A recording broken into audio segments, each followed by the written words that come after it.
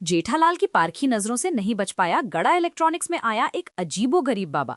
मुझे दक्षिणा नहीं चाहिए कहने वाले इस बाबा की कलाई पर जेठालाल ने लड़कियों वाली घड़ी देख ली है।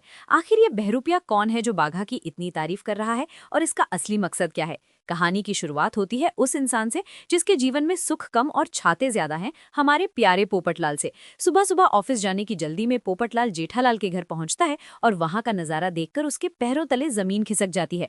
चंपक चाचा जी सोफे पर आंखें बंद किए ऐसे ध्यान लगाकर बैठे हैं जैसे आज ही हिमालय जाकर तपस्या का आखिरी लेवल पार कर लेंगे। अब बेचारा पोपटलाल बुरी तरह फंस गया। उसे ऑफिस के लिए लेट हो रहा है, लेकिन अगर उसने चाचा जी को उठाया तो उसे डर है कि कहीं चाचा जी रामायण काल के ऋषि मुनियों की तरह कमंडल से जल निकालकर उसे जिंदगी भर कुंवारा रहने का श्राप ना दे दें। वैसे पोपटलाल को श्राप की क्या जरूरत, उसकी किस्मत ही उसका सबसे बड़ा श्राप है। लेकिन पोपटलाल भी कहाँ हार मानने वाला था। उसने सोचा कि क्यों ना कोई ऐसा नेचुरल तरीका अपनाया जाए जिससे सांप भी मर जाए और लाठी भी न टूटे। वो दबे पांव डाइनिंग टेबल के पास जाता है और जानबूझकर स्टील का चम्मच और स्टैंड जमीन पर ऐसे गिराता है जैसे किसी ने घर में बम फोड़ दिया हो। बर्तनों की जोरदार छन्नाक आवाज से चाचा जी का ध्यान ऐसा टूटता है जैसे किसी ने सोते हुए शेर की मूंछ खींच ली हो। चाचा जी गुस्से में आग बबूला होकर चिल्लाते हैं, अरे ये क्या कर रहा है। पोपटलाल की तो जैसे जान ही निकल गई। उसकी हालत उस बकरे जैसी हो गई थी जिसे पता है कि आज कसाई का मूड बहुत खराब है। पोपटलाल थर थर कांपते हुए माफी मांगता है। चाचा जी बताते हैं कि वो कोई मामूली ध्यान नहीं कर रहे थे, बल्कि प्रकृति से जुड़कर पंछियों की मधुर आवाजें निकाल रहे थे। पोपटलाल समझ जाता है कि अब चाचा जी का ज्ञान शुरू होने वाला है, इसलिए वो तुरंत अपने बैग से एक मजेदार चुटकुले की किताब निकालकर चाचा जी को थमा देता है। वो चाचा जी को मक्खन लगाते हुए कहता है कि आप कभी कभी गुस्सा हो जाते हैं, इसलिए ये किताब आपको खुश रखेगी। चाचा जी का पारा और हाई हो जाता है। क्या मैंने कब गुस्सा किया। पोपटलाल जो हमेशा दूसरों के फटे में टांग अड़ाता है, अपनी जान बचाने के लिए सारा इल्जाम जेठालाल पर डाल देता है। वो जेठालाल ने कहा था। चंपक चाचा तुरंत अपना फोन निकालते हैं जेठिया की क्लास लगाने के लिए, लेकिन पोपटलाल किसी तरह बात को संभालता है और चाचा जी को टहलाने के लिए सोसाइटी के कंपाउंड में ले आता है। कंपाउंड में टहलते हुए पोपटलाल चाचा जी के सामने अपना वही पुराना अकेलेपन का रोना रोने लगता है कि कैसे भरे पूरे परिवार के बिना जिंदगी अधूरी है। इसी बीच उसकी नज़र बिल्डिंग की खस्ताहाल दीवारों पर पड़ती है और उसका सारा फ्रस्ट्रेशन सेक्रेटरी भीड़े पर उतर आता है। चाचा जी, मेरा घर तो जब भरेगा तब भरेगा, लेकिन इस साल बारिश के पानी से सोसाइटी में सबके घर जरूर भरने वाले हैं। पोपटलाल कसम खा लेता है कि आज तो वो भीड़े की दुनिया हिलाकर रख देगा, लेकिन चाचा जी उसे शांत करवा देते हैं कि रामनवमी के बाद इस पर चर्चा करेंगे। लेकिन दोस्तों, अभी तो असली ड्रामा शुरू होना बाकी था। चलिए चलते हैं गोकुल धाम के इकलौते एकमेव सेक्रेटरी और ट्यूशन टीचर आत्माराम तुकाराम भीड़े की क्लास में। भीड़े का ट्यूशन क्लास कम और बिग बॉस का अखाड़ा ज्यादा लग रहा था, और इस अखाड़े का असली खली था मोंटू। मोंटू कोई आम बच्चा नहीं है, वो गोकुल धाम का चलता फिरता रोस्टिंग चैनल है। भीड़े मास्टर बड़े ही उत्साह से बच्चों से एक गणित का सवाल पूछते हैं। एक बच्चा रात को 1 बजे सोता है और दोपहर 3 बजे उठता है, तो वो टोटल कितने घंटे सोता है।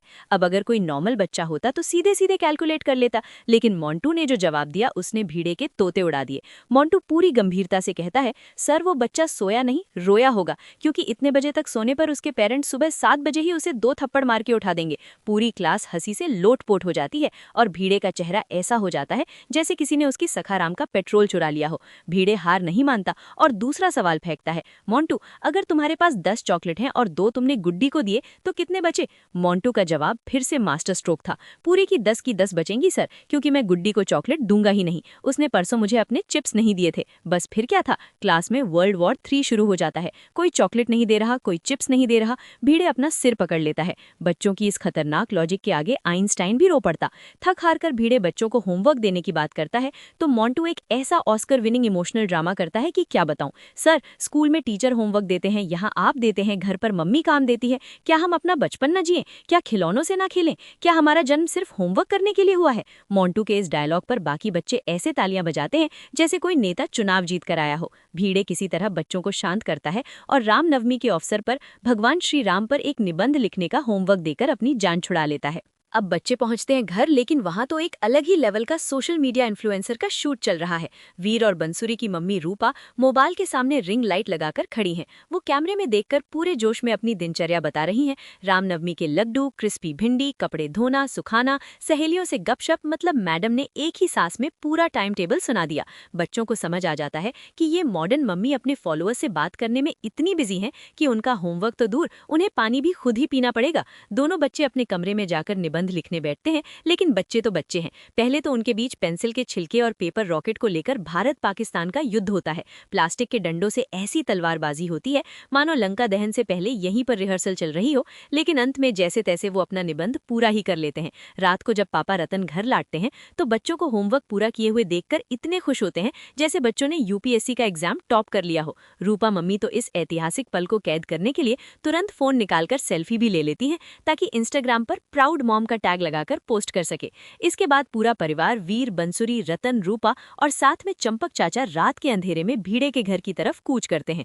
जब इतनी रात को भीड़े दरवाजा खोलता है और पूरी पलटन को अपने सामने देखता है तो उसकी तो जान ही हलक में आ जाती है। भीड़े को लगता है कि बच्चों को होमवर्क देने के जुर्म में ये पूरी सोसाइटी उसे फांसी पर चढ़ाने आई है। वो घबराकर चंपक चाचा को सफाई देने लगता है कि चाचा जी, एक शिक्षक का फर्ज होता है बच्चों को होमवर्क देना। लेकिन जब उसे पता चलता है कि ये लोग शिकायत करने नहीं बल्कि बच्चों का निबंध सुनाने आए हैं तो भीड़े की जान में जान आती है। और फिर शुरू होता है वीर और बंसुरी का निबंध पाठ। दोस्तों, इस निबंध ने रामायण को एक ऐसा मॉडर्न जेनजी टच दिया कि अगर वाल्मीकि जी भी सुन लेते तो एक बार डिक्शनरी लेकर बैठ जाते। बंसुरी बिल्कुल शुद्ध हिंदी में शुरू करती है, लेकिन वीर आते ही गियर बदल देता है। जंगल में था रावण भारी, साधु बनके छल किया, सीता माता का किडनैपिंग किया।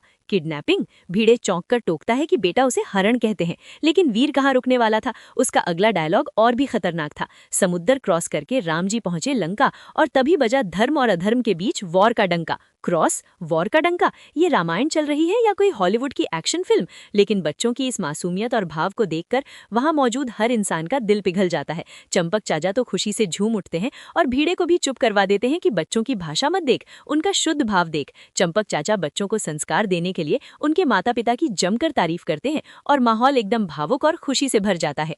लेकिन दोस्तों, गोकुल धाम में खुशियां ज्यादा देर टिकती कहाँ है। अगले दिन का सवेरा जेठालाल के लिए एक बहुत बड़ा भूचाल लेकर आने वाला है। गड़ा इलेक्ट्रॉनिक्स में नट्टू काका और बाघा अपने काम में लगे हैं, तभी दुकान में उस रहस्यमयी बाबा की एंट्री होती है।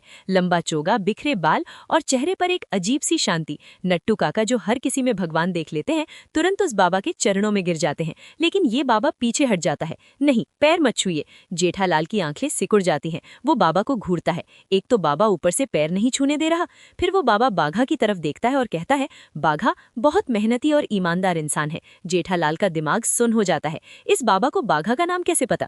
नट्टू काका तो खुशी से पागल हो जाते हैं। ही इज वेरी शार्प सन्यासी सेठ जी, इन्हें डबल दक्षिणा दीजिए। लेकिन तभी बाबा एक और बम फोड़ता है। मुझे दक्षिणा नहीं चाहिए। गड़ा इलेक्ट्रॉनिक्स के इतिहास में फ्री का पैसा ठुकराने वाला ये पहला इंसान था। जेठालाल का शक यकीन में बदल जाता है। उसकी तेज नजरें बाबा की कलाई पर जाती हैं, जहां से चोगे के नीचे एक पतली पिंक कलर की लड़कियों वाली घड़ी झांक रही है। जेठालाल मन ही मन सोचता है, ये बाबा लड़कियों वाली घड़ी पहनकर यहाँ क्या कर रहा है? जरूर कोई बहुत बड़ी चाल है। ये कोई पहुंचा हुआ बाबा नहीं, बल्कि कोई बहुत बड़ा ठग है जो गड़ा इलेक्ट्रॉनिक्स को अपना अगला शिकार बनाने आया है। आखिर इस बहरूपीय बाबा का असली चेहरा क्या है? ये बाघा के बारे में इतना कुछ कैसे जानता है? और सबसे बड़ा सवाल, जेठालाल इस बाबा की पोल कैसे खोलेगा? ये सब जानने के लिए तो हमें अगले एपिसोड का इंतजार करना ही पड़ेगा।